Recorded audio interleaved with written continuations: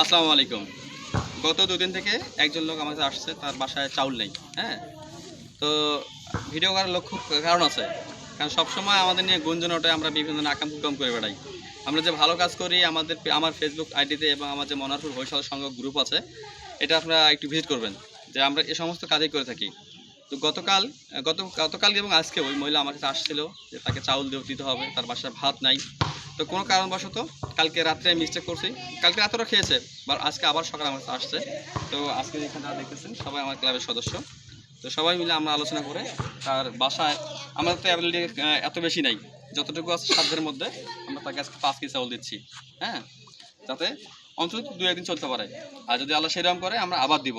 ঠিক আছে, সবাই দোয়া করবেন যাতে আমরা এভাবেই মানুষের পাশে থাকতে পারি। জাহিদ, কিছু বলো, আমার সহসভাপতি। আপনারা আমাদের ভুল বুঝবেন না, আমরা কারো ক্ষতি চাই না। আমরা আমাদের এলাকা, পার্শ্ববর্তী এলাকা সবারই ভালো চাই। আমরা মানুষ আমাদের যে কেন ভুলবো যে এটা আমরা বুঝি না।